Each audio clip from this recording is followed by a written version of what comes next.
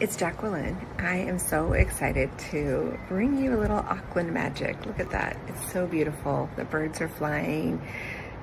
They've just got so much beauty here, and I wanted to capture some of the essence and the energy. I am really, really excited because something that has come to me these first few days that I've been here is I'm realizing I'm kind of putting myself on a silent retreat. I am so living in the future. I'm 19 hours ahead of majority of my community, which means when everybody else is up and moving for the day, I'm still sound asleep. And when I'm just getting my night started, they're sending me good night messages.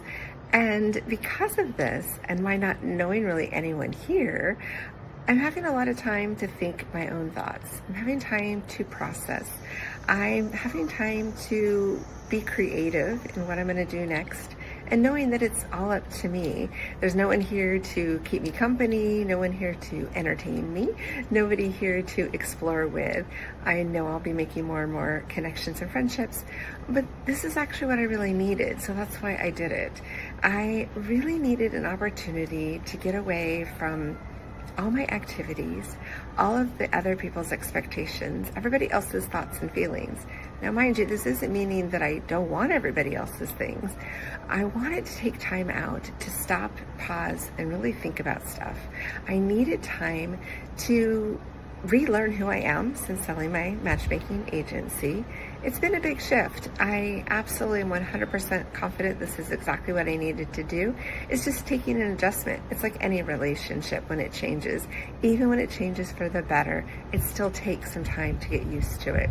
Thank goodness, thank goodness, my new owner, Rhonda, is doing so phenomenal. It makes me think about relationships, and wouldn't it be great if a relationship that you know is no longer working for you, but is still with somebody wonderful, wouldn't it be great if you could pick who that new person is? That's kind of what I did with my matchmaking. I was done doing the business, but I didn't think my business was done. So I am blessed because I was able to find somebody who could continue the legacy, and she is hitting it out of the ballpark.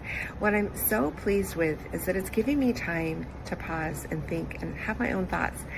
I was taking my walk this morning, and something that really filled my mind in a way that I had never had for a very long time was a realization that this is honestly the first time in my adult life that I haven't had to worry about taking care of somebody, a home, a community, clients that need me, financial obligations, all the things that weigh us down that can be a lot of work, but also a lot of reward. This is the first time that I am able to just take a real authentic break. I'm letting go of everybody else's thoughts and feelings and expectations. I'm just doing whatever I'm feeling to do and called to do, and it changes every hour. It isn't something consistent. It's about me leaning into this in a way that I can fully embrace, I can own and choose and desire. But what I like so much about it is the fact that I realized in order to get my mind to quiet down, I literally had to go more than 7,000 miles away from all of my sense of security and consistency, and even further from my playa community. Thank goodness for technology, because my dear friends and family are still checking in on me a lot.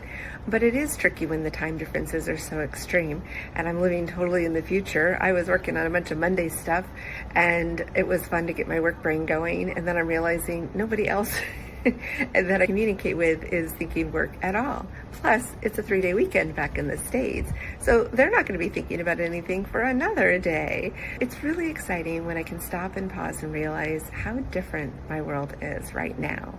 This is what I think is important, is that we all stop and pause, whatever it takes. If it means you just got to go have a cup of tea and sit by yourself for a little bit, take some meditation. Not everybody can fly to the other side of the world in order to get a little break from everything, but you decide what works for you. You need to show up for the life that you want. You can embrace being alive, and you've got to be somebody that you're proud to represent. We are filling our lives with so many people, so many thoughts, so much busyness, so many clocks buzzing to get up at certain times and to be at certain meetings. I had to find my peace when I could find my peace. And over the years, I'm finding it step by step. I'm pulling it in more and more. And something that has also really become powerful, awareness that's hitting me really hard on this trip, is how often I have stayed small for other people. I've stayed small because that made them more comfortable. I know that might sound weird.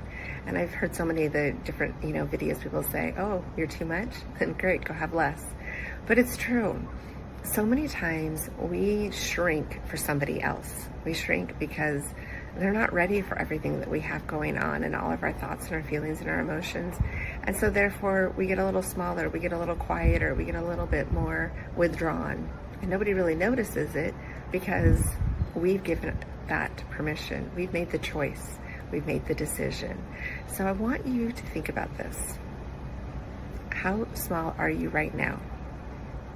When was the last time something you wanted or thought about got quelched, stopped? Somebody told you that wasn't really the right thought.